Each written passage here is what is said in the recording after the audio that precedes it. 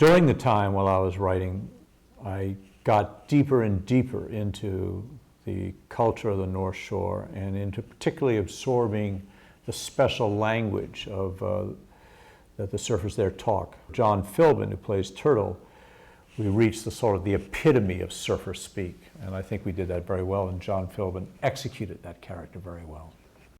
He spoke in a patois that was so nuanced that he had words for practically every aspect of surfing and the life around surfing. The hardest character to cast was the role of Kiani, the beautiful local Hawaiian girl that Rick falls in love with. We needed a girl that looked authentically Hawaiian, could act, was very beautiful, and also could dance. She had to be able to do the native Hawaiian dances. Finally, a casting director in LA suggested Nia Peoples, who had starred in the TV series Fame. And as soon as she started reading the lines and the camera was on her, we knew we found our Kiani. For the role of Rick, we were looking for actors who could surf. So we needed an actor that could really get out in the water and at least be able to take off with some style and grace. After quite a search, we came across Matt Adler. And Matt Adler was a full-time actor, but also a passionate surfer who went out 2 or 3 times a week.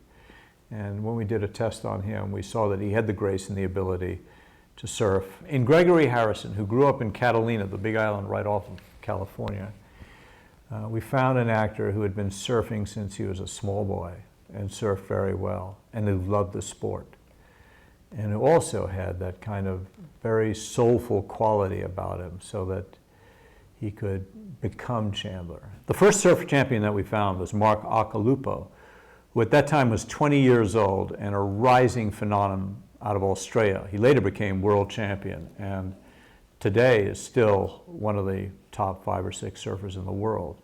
Jerry Lopez has surf pipe better than probably any surfer ever has, and his laid back, easy style going through the tube has been the hallmark of that particular break.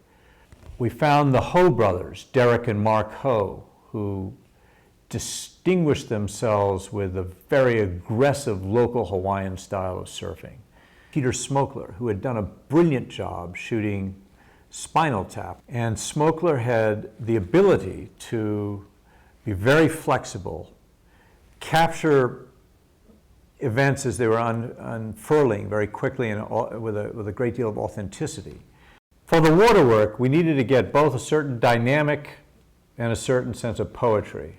We needed to find somebody that was more than a very good cameraman. We needed to find an artist. And we looked at a lot of reels and we found Gary Capo, and Gary Capo became the director of photography for the second unit. Under Capo, he recruited 2 of the very best water photographers in the world, Don King and Dan Merkel.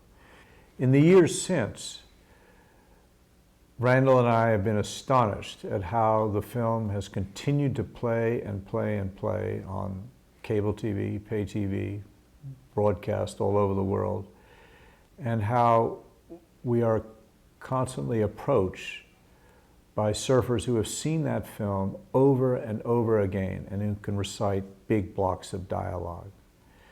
I think that some of the language of Turtle has just seeped into the brains of a whole generation of kids that have seen that film. And it's been very moving to us how this film has not only been seen once or twice, but many, many times by its fans.